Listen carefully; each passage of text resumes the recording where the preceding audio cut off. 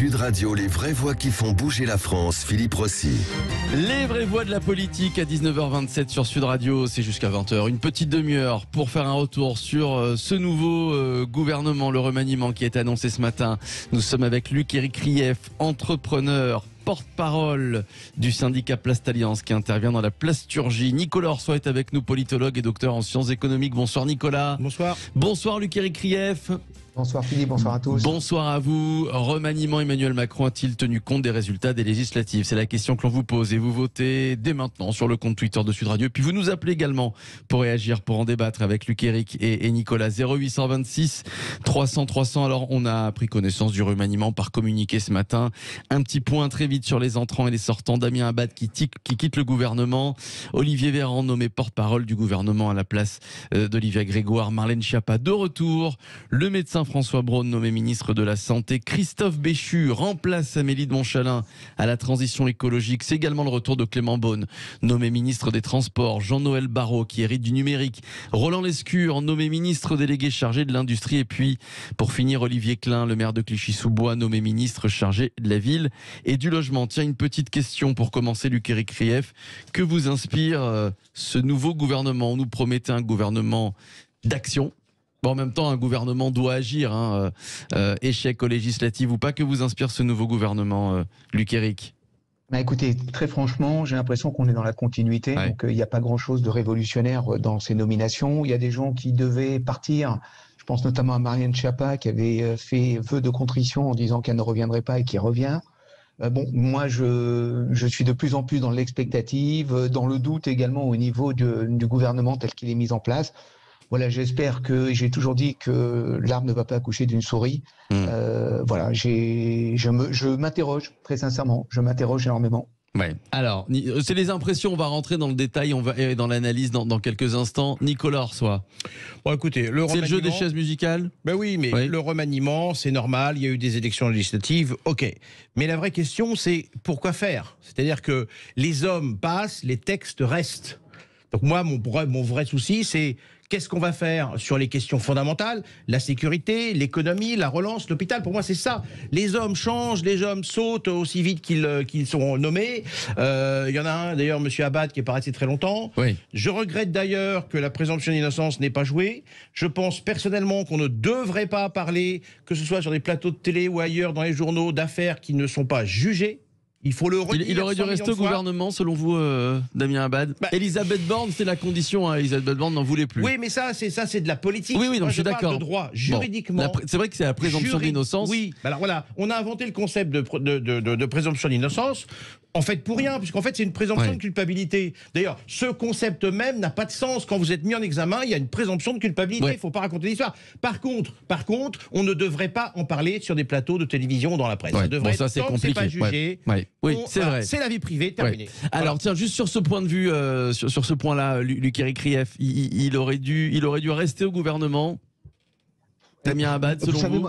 Moi, je vois qu'il y a Ça deux devenait poids, deux compliqué mesures. alors des déplacements des ministres et surtout du président de la République sur le terrain. Non, mais soyons honnêtes, on a quand même notre ami Darmanin qui avait été mis effectivement en cause. Alors, il a été relaxé, en tout cas, il n'y a pas eu de suite. Il est quand même resté au gouvernement et aujourd'hui, il a même un ministère qui est un peu plus étendu. Ouais. On a Damien Abad qui est effectivement mis en cause par un certain nombre de femmes, qui est démissionné, en tout cas, qui est remercié. On a quand même Éric Coquerel qui prend la présidence de la commission des affaires économiques. Des finances, qui est mis en cause. Voilà, qui est mis en cause. Mais aujourd'hui, il est quand même maintenu. Bon, moi, je m'interroge effectivement sur la manière dont à la fois les médias se saisissent des dossiers et des conséquences qu'il peut y avoir.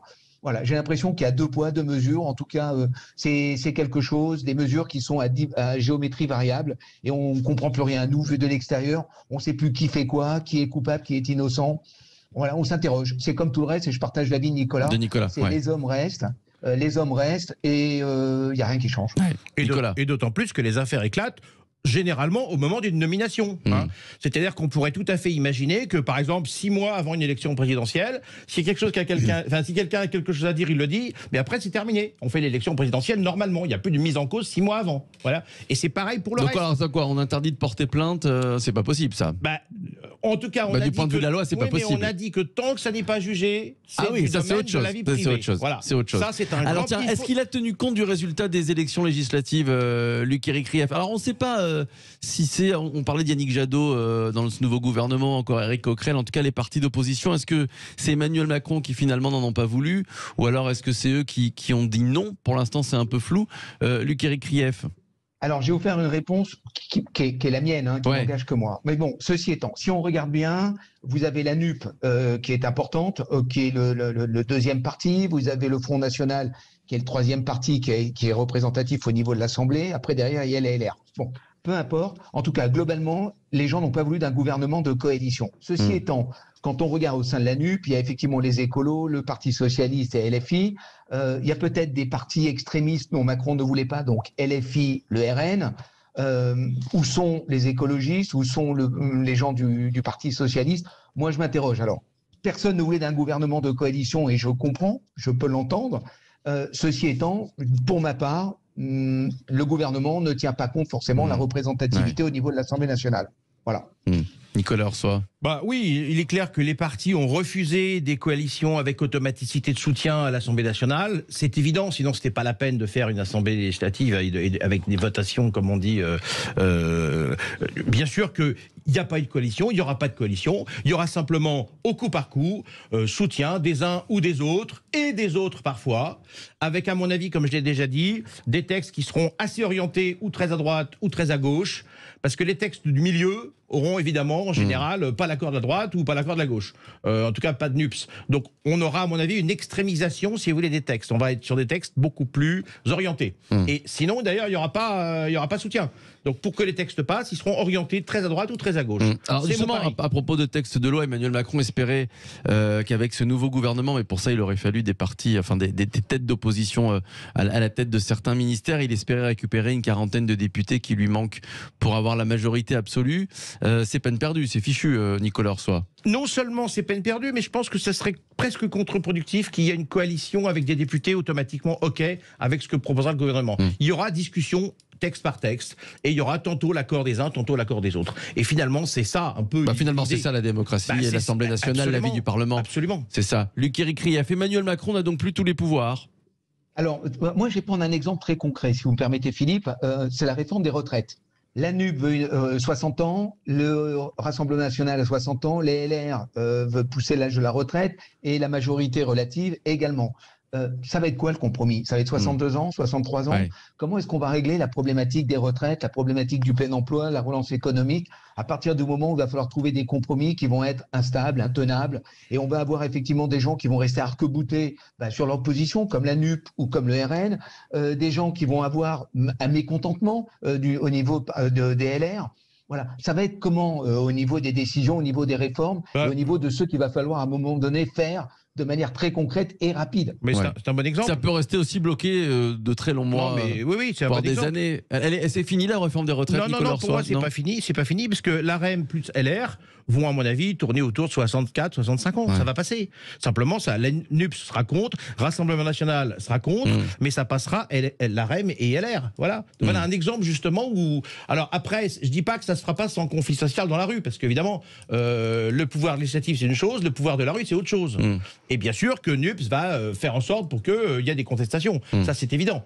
Mais typiquement, voilà un projet qui, à mon avis, passera encore juste, mais pourrait passer, puisque quand vous faites l'AREM plus LR, il y a une majorité. Mais finalement, la vraie question, c'est est-ce que ça va être un quinquennat de propositions, de lois, voire de réformes, ou alors ça va être un quinquennat qui va rester complètement immobile? On ne recule pas, mais on n'avance pas. Nicolas, je vous poser la question dans quelques instants, Luc-Éric. Nicolas Orsoy, qu'est-ce qui va se passer pendant 5 ans? Je pense qu'on va avancer quand même, mais au coup par coup.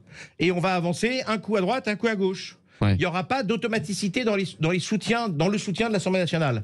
Mais ça ne veut pas dire qu'il n'y aura jamais soutien.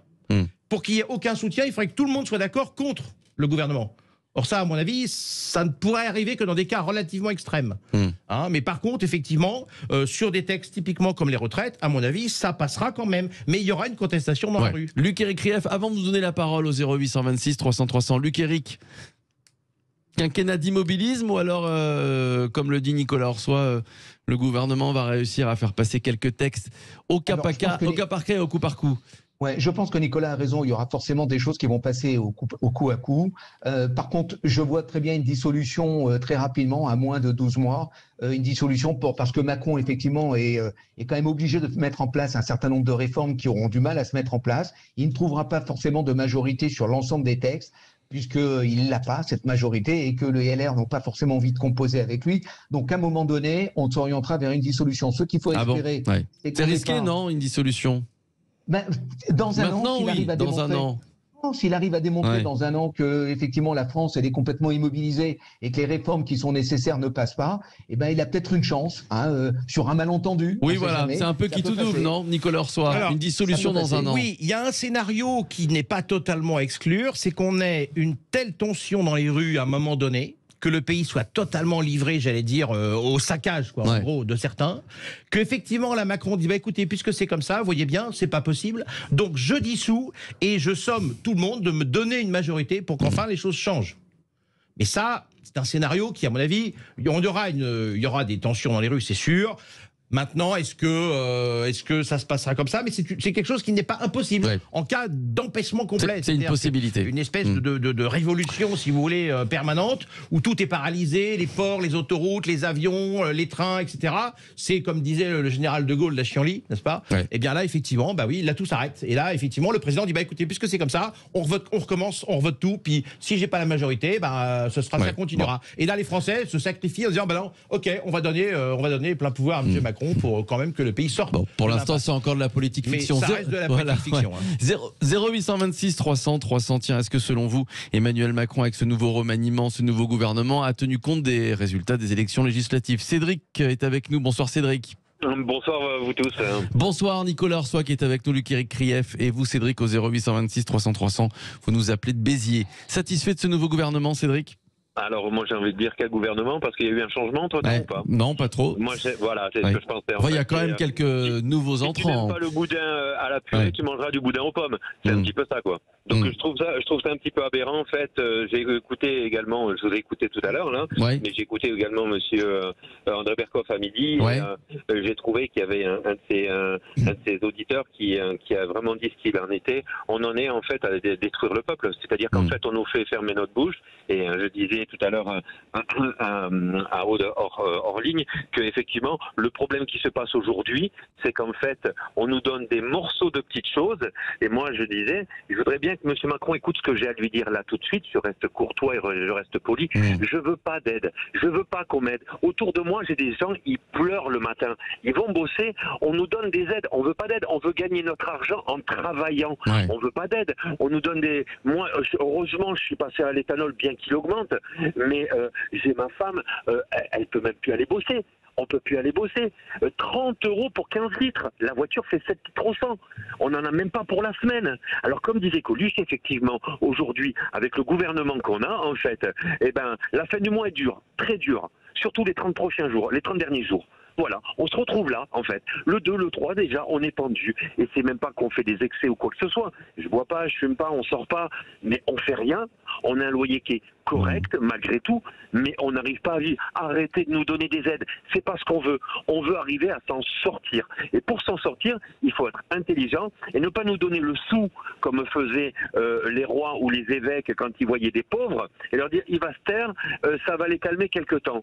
Ben non. Là, vous parlez des chèques carburant ou des chèques alimentation qui vont arriver. Tous ces chèques qui vont nous donner de ceci, de... On veut pas de ça. On veut pas de ça. On sait que l'augmentation, la baisse peut être faite tout simplement en baissant les taxes, puisqu'en fait, quoi qu'il en soit, même si ça augmente, l'État se gave aussi. Alors c'est bien de nous donner le sou par-ci, le sou par-là, mais ce qu'on veut aujourd'hui, ce qu'on veut vraiment, c'est arriver à s'en sortir. Et c'est pas en nous donnant une aide pour le logement, 5 € par mois ou quoi. Là, le chèque de l'aide, on va l'avoir qu'une seule fois.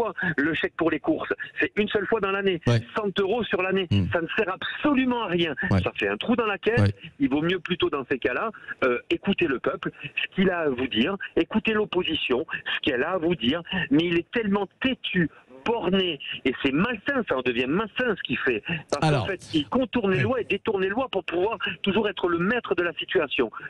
On n'en peut plus. On n'en peut plus. Oui. Alors, juste Cédric, et j'aimerais avoir l'avis de Luc Krief et Nicolas Orsoy, juste avant de faire une courte pause. Sur ce que dit Cédric, justement, on en a marre des aides, évidemment. Il parlait des chèques carburant ou des chèques alimentation qui vont arriver 100 € pour 9 millions de foyers les plus modestes. Il aimerait gagner plus, il aimerait qu'on ait moins à payer de carburant. Mais est-ce que c'est vraiment possible, ça, Luc Krief? Augmenter les salaires, baisser le carburant?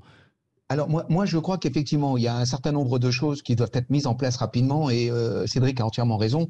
Il y a un certain nombre de taxes, notamment la TIPP sur l'essence qui a littéralement explosé et je pense que l'on peut faire des efforts. Le quoi qu'il en coûte a coûté quelque chose. Moi je dirais simplement quelque chose et je rebondirai sur le propos de Nicolas. Il y a une grenade dégoupillée que Macron a en main aujourd'hui, c'est l'inflation. L'inflation risque de faire très mal avant la fin de l'année et on va avoir des gens avant un an dans la rue parce que je crois qu'il y a un ras-bol général. Et effectivement, la politique d'assistanat, de verser au compte-gouttes 100 € par-ci, 100 € par-là, ce n'est pas une politique qui est durable, qui est tenable sur le moyen long terme. C'est une politique uniquement pour calmer les gens, pour dire regardez, le gouvernement fait des efforts. Et à mon avis, c'est pas du tout ce qu'on attend, y compris au niveau des entreprises. Au niveau des entreprises, on attend des réformes beaucoup plus importantes sur les diminutions de coûts de production, même s'il y a des choses qui ont été faites, on n'est pas parti assez loin, sur les niveaux de charges sociales, sur la facilité d'embaucher ou de débaucher, sur l'allègement du code du travail.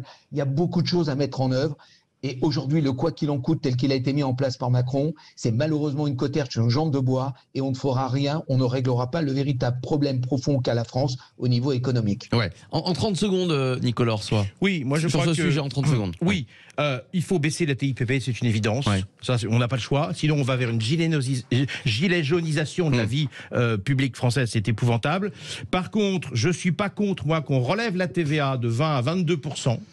Parce que ça reste un impôt relativement indolore, vous voyez. Donc on compense comme ça, mais pour autant, rouler, c'est une obligation pour ceux qui vont travailler, d'accord. Acheter du pain d'épices, c'est pas une obligation pour celui qui veut se nourrir. Donc on augmente un petit peu la TVA, mais on baisse drastiquement la TIPP. On arrête de baisser l'impôt sur les sociétés. Je pense qu'on est revenu à quelque chose de relativement normal, autour de 20 et quelques pourcents, 20 à 25% selon un petit peu la taille de l'entreprise.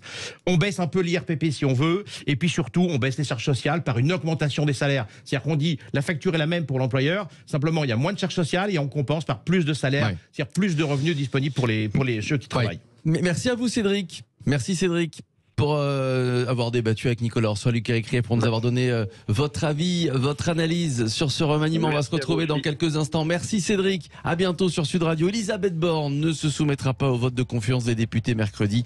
Est-ce que cette décision vous choque? 0826 300 300. J'attends vos réactions évidemment. Vous votez sur Twitter et YouTube. On n'en est pas dans quelques minutes maintenant avec Luc Krief et Nicolas Orsoy. Tout de suite. Sud Radio, les vraies voix qui font bouger la France, Philippe Rossi. Les vraies voix de la politique ce soir avec Luc Krief, entrepreneur, porte-parole du syndicat Place Alliance, avec Nicolas Orsoy, politologue, docteur en sciences économiques, Elisabeth Borne qui donc ne se soumettra pas au vote de confiance des députés mercredi. Est-ce que cette décision vous choque? Vous votez sur les réseaux sociaux, puis tiens, venez nous en parler, venez réagir et débattre avec Luc et Nicolas. 0826 300 300, la première ministre qui prononcera donc son discours de politique générale mercredi après-midi devant l'Assemblée nationale, mais qui ne sollicitera pas de vote de confiance comme c'est la tradition. Est-ce que ça vous choque, Luc Krief? C'est pas une obligation, c'est une tradition. Voilà.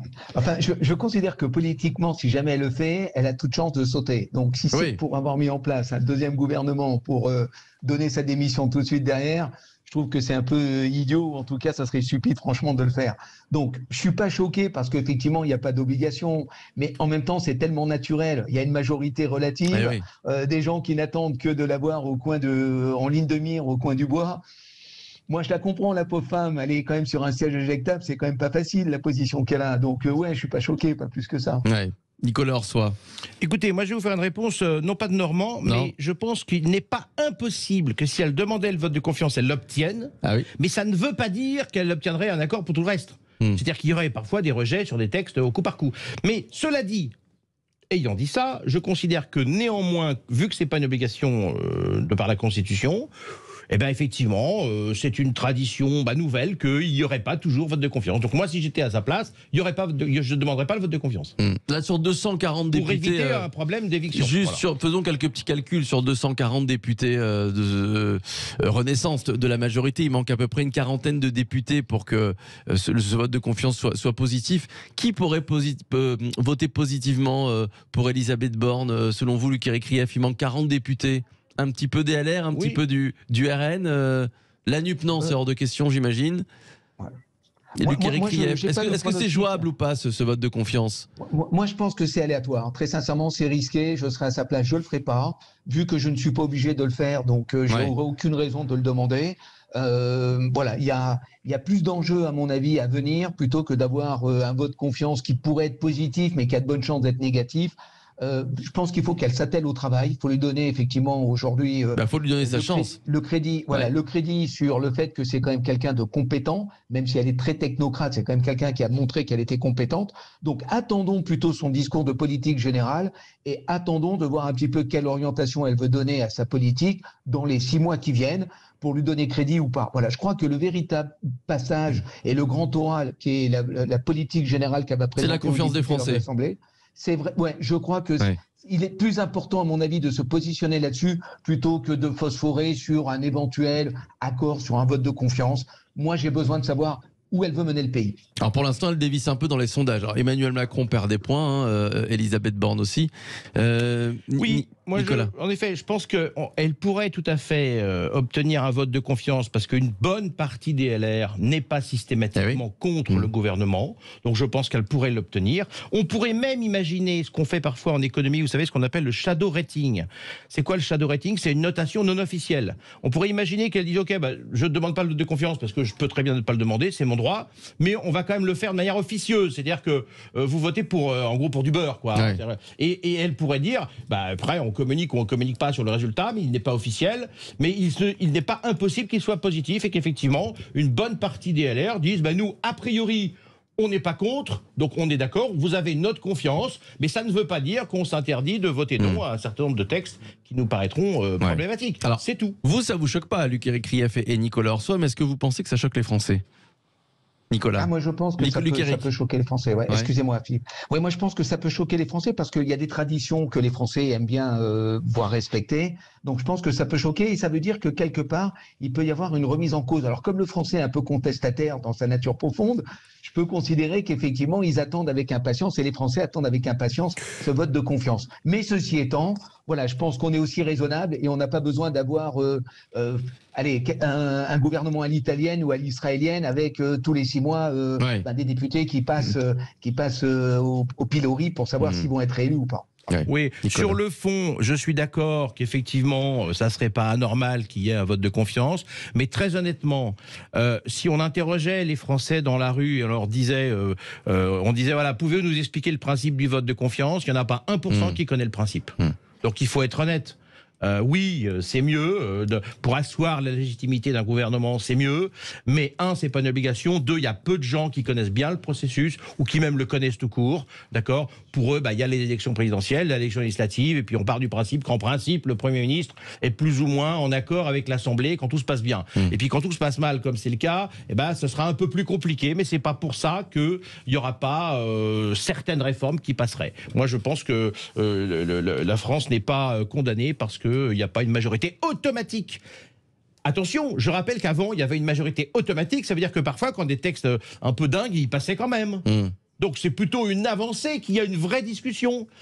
Moi, je me rappelle de textes qui sont passés tout seuls, alors qu'on aurait dû discuter. Alors ça, c'est pas faux. Luc Krief, on se plaint d'un éventuel immobilisme avec ce nouveau visage de l'Assemblée nationale. Mais on oublie, vous avez raison de le souligner, Nicolas Orsoy, que parfois il y avait une cinquantaine de députés dans l'hémicycle, dont 40 députés à l'REM, ce qui fait que des textes un petit peu incongrus passaient. On peut se féliciter quand même, Luc Éric, qu'il y ait des débats à l'Assemblée nationale et que des débats qui permettent donc de voter des textes qui vont dans le bon sens. On peut dire que c'est quand même une bonne nouvelle, Luc Krief, si on voit le verre à moitié plein. Ouais, je souris en vous entendant, Philippe, et en entendant Nicolas, parce que moi, je me rappelle quand même de votes qui étaient négatifs à l'Assemblée, Richard Ferrand, qui faisait quand même passer la loi ou le projet de loi, alors que les gens qui étaient présents, les députés qui étaient présents, même si c'était en petit nombre, avaient voté plutôt contre, puisque les gens de LREM n'étaient pas présents sur les bancs de l'Assemblée. Ils reportaient la séance. Ouais, enfin bon, on a vu quand même des situations et des décisions un peu incongrues. Voilà, donc je crois qu'effectivement, il va falloir démontrer que pendant les 6 mois, 12 mois qui viennent, que la France reste gouvernable, que les députés qui représentent le peuple vont avoir raison gardée de manière à pouvoir voter des choses qui me paraissent essentielles pour la France et nécessaires pour notre pays. Voilà, je crois qu'il faut voir. Et puis, si la France est ingouvernable, eh ben, je pense que Emmanuel Macron prendra ses responsabilités, fera une dissolution de l'Assemblée et puis remettra effectivement sur la table le vote pour que les Français puissent se positionner, soit pour lui donner une majorité, soit pour avoir une cohabitation. Oui. Nicolas Orsoy. Et puis, n'oublions pas qu'il existe toujours le bon vieux référendum. Hein, c'est-à-dire que si l'Assemblée n'est pas en mesure de valider, eh bien, le président de la République a toujours la possibilité de faire appel à l'avis du peuple, n'est-ce pas? Et ce serait pour une éventuelle loi. Ce serait pas un scandale pour un texte, pour je ne sais quelle disposition. Bah, le RIC, par exemple. Le RIC. Par exemple, oui, par exemple. Mais on peut tout à fait imaginer que ce soit l'occasion justement d'aller chercher l'avis du peuple. Hein. Oui, sauf que le référendum, c'est également risqué pour le chef de l'État. Oui, mais il y a des sujets sur lesquels... Ça dépend comment on pose la question. Voilà, il y a des sujets sur lesquels on est à peu près sûr que le peuple est d'accord, on le voit dans les sondages. Est-ce que les gens veulent plus de sécurité? Bah oui. Hein. Par exemple, est-ce que quand des casseurs saccagent des vitrines dans Paris, d'accord, si on demande aux Français s'ils sont d'accord pour que la police puisse agir face aux casseurs sans attendre l'ordre du préfet ou du ministre de l'Intérieur, je peux vous dire que là, la réponse est oui. Hein. Parce que vous savez comme moi que les dernières exactions qu'il y a eu dans Paris, bah oui, les casseurs cassent et la police n'a pas l'ordre d'intervenir. D'accord. Donc si on demande en référendum, est-ce que vous êtes d'accord pour que la police puisse intervenir d'elle-même pour éviter que les casseurs cassent les vitrines, bah, je vais vous dire, et le résultat c'est oui tout de suite. Hein. Voilà. Un dernier mot là-dessus, Luc-Éric Krief. Vous y croyez, vous un Emmanuel Macron qui utilise fréquemment le référendum, donc la voix du peuple? Non, je pense qu'à mon avis, il aura recours beaucoup plus au 49.3, c'est plus dans son mode de fonctionnement un peu autocratique, un peu dirigiste. Voilà. Et puis rappelez-vous quand même que 49.3 a été utilisé largement du temps de Mitterrand, donc c'est pas trop gênant. Voilà, on a quand même une histoire qui est celle qui est la nôtre. Le 49.3 pourrait être à propos sur certaines mesures où la majorité ne serait pas forcément atteinte et qui nécessiterait qu'Emmanuel Macron se positionne de manière formelle et définitive. Merci à vous Luc-Éric Krief, entrepreneur, porte-parole du syndicat Place Alliance. J'aimerais remercier Nicolas Orsoy, politologue, docteur en sciences économiques. Dans quelques minutes maintenant, c'est le Loft Music. C'est l'hymne de nos campagnes, de nos rivières. Yvan Cugius qui reçoit le groupe Trio. À tout de suite pour le Loft.